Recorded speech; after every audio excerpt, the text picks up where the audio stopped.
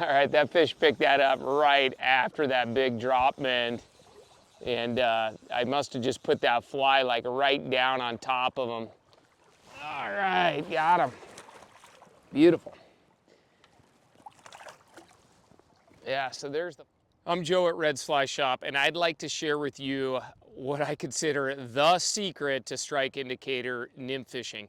I wish I'd learned this years ago, years and years and years ago, and it would have helped me better understand how my strike indicators and nymphs are interacting with one another, because after years of even guiding and serious angling, I still didn't have a real accurate grasp of the relationship between nymph and strike indicator.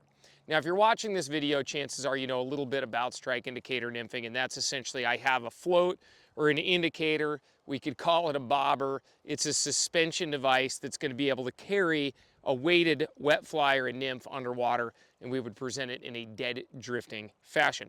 Now, here's the secret, and I did not understand this for many years, and my mending and my presentation, once I just understood this idea, completely changed overnight. The strike indicator being on the surface is going to be in the fastest layer of currents. It's going to be going 4 times faster than the nymph should be underwater, where it's in the slower currents nearer the bottom where most of the trout are. So what happens is this indicator is simply just going to be towing your nymphs ahead, and you're going to have an angle that could be a lot of different degrees. It could be anywhere from 90 degrees, which would be essentially ideal, all the way I've seen it out here. And I still remember where I was the first time I witnessed this phenomenon.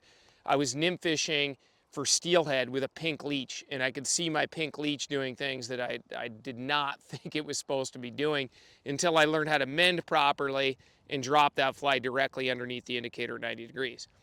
Now, there's 2 ways to solve this issue of the strike indicator getting way ahead. Well, 3 ways really. You can Euro nymph fish, which is great, but there are advantages to strike indicator nymphing. The first way, which most people do when they're learning, is they just use more weight and they use some split shot and maybe 2 heavy flies and a really long line. The old adage is in, say, 5 feet of water, you would use 7.5 feet of distance between your indicator and your nymph. The problem with that is you get snagged on the bottom a lot. You get a lot of false hook sets where the bottom's just simply tugging your indicator under. You lose more flies. It's sloppier, it's noisier. I'm not a real big fan of that, although it can be effective. The other one is suspension nymphing, where I'm really fishing much lighter and I'm trying to suspend that fly straight underneath the indicator. And my indicator to fly depth would be more closely related to the bottom. So if I was fishing in 4 feet of water, I would want at most 4 feet of drop.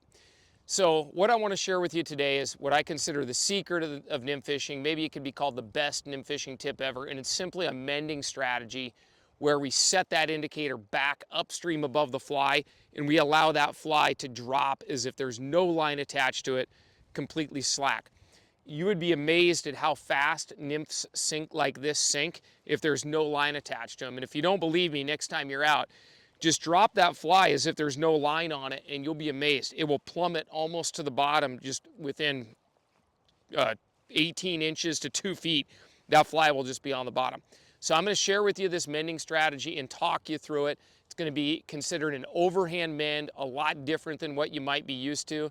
There's a few tricks and tips regarding slackline management, but our goal is to get that fly to plummet down and the indicator to float directly over the top of the nymph so that we can enjoy this really delicate light line or short line nymph fishing.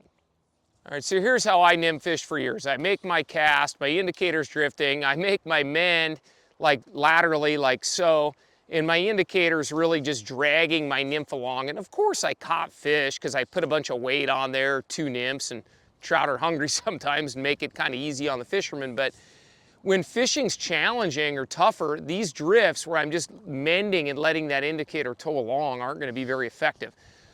Once I discovered how to overhand mend, and what I'll show you here is watch my rod tip. I'm going to be up high and I'm going to use the rod tip to then pivot that indicator back. And I'm going to do it a few times, and you can practice this, and I suggest you practice this until you get it right. I'm going to lay one right in front of the camera here. My rod tip's up high and I'm roll casting really away, just using the tip of that rod to drive away. And look how elevated my rod tip is. That's a really important part of this. Line moves easier through the air than the water. But I want you to picture what the bug does when I pivot this. Okay, right here, I'm gonna do a good one. When I pivot that indicator back, now that indicator is gonna float right over the top of that fly and it's gonna stay at 90 degrees. Then what I do is I follow it up with another mend. So this is my anchor mend or my pivot mend or my drop mend. You could call it a bunch of different things anymore. I just call it nymphing. So I'm gonna pivot it back. And now my fly is gonna be right under my indicator. Now I can continue walking that indicator back and putting a little back pressure on it. See what my rod's doing there? And I know you can't see the indicator, but I can just gingerly walk that indicator back, slowing that indicator down just a tiny bit. And I want you to listen very closely here. The goal is to get my indicator to move slower than the surface currents and get it to move the same speed as that nymph is when it's down deep along the bottom. So here's your routine. You make your cast, you get a little slack, you overhand pivot mend that thing, look at that, and then I'm gonna back it up and I'm just gonna artificially slow that indicator down just a little slower than the surface currents in order to make that indicator and that nymph agree. Now, a little bonus tip here is once I'm committed to a drift, let's just say there's a boulder right over here. I can take, now I have a way to move my fly 2 or 3 feet during a drift. Now I can move it back. Maybe I can push it up against some brush.